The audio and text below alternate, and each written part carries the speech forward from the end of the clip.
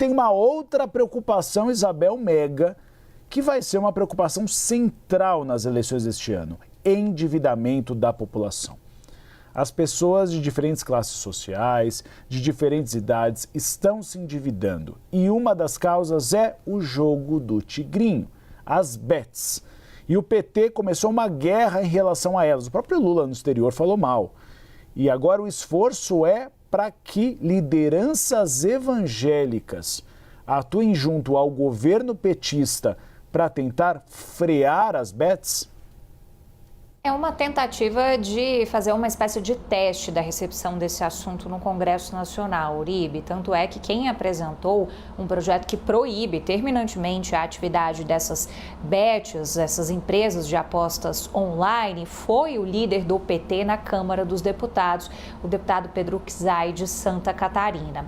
Qual que é a ideia dele? Procurar por lideranças religiosas, tanto lideranças evangélicas quanto lideranças católicas, ter agendas, por exemplo, com a Conferência Nacional dos Bispos do Brasil, a CNBB, ter reuniões com lideranças evangélicas, porque é uma maneira de fazer com que ele, tendo o apoio de organismos como esses, eles possam, de alguma maneira, sensibilizar os parlamentares a endossarem esse debate no Congresso Nacional.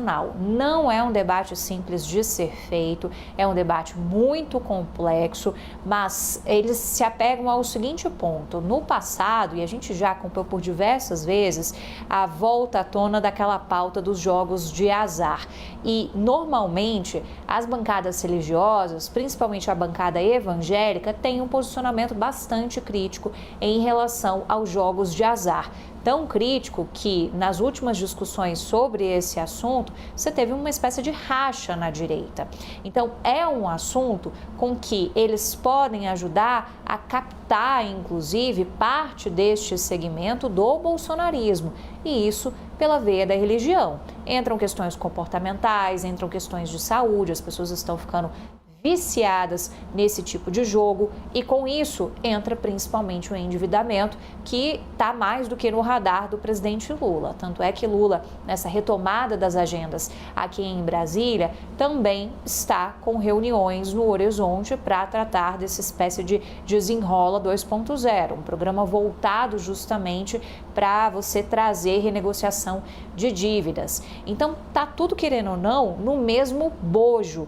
E isso é um fator de preocupação a ponto de o presidente Lula ter enfatizado esse discurso anti-bets, principalmente do início do ano para cá. O próprio Palácio do Planalto tem interesse em enviar um projeto próprio a respeito desse assunto. A gente tem alas que pensam diferentes.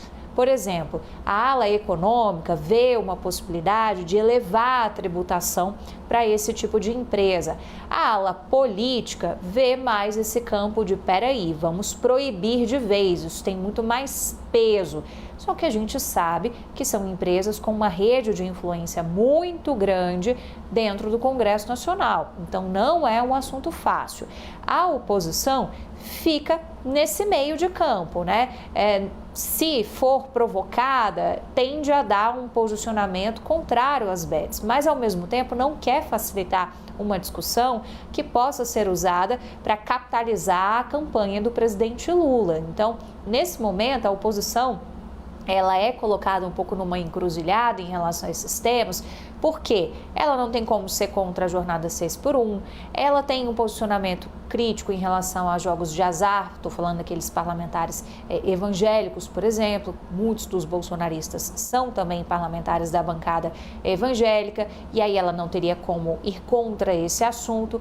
Então é um assunto que levanta diferentes camadas dentro do Congresso Nacional e que nesse momento está sendo alvo dessa espécie de teste via projeto do Pedro Uczai.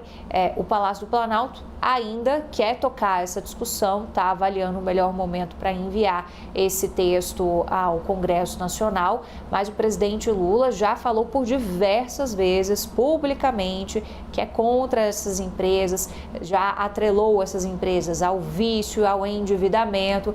Então, uma questão que está mais do que pautada dentro da estrutura do governo, e isso para movimentar, mobilizar diversos ministérios, a saúde, a desenvolvimento social, aquela relação que teve no passado com Bolsa Família e, é claro, a equipe econômica também.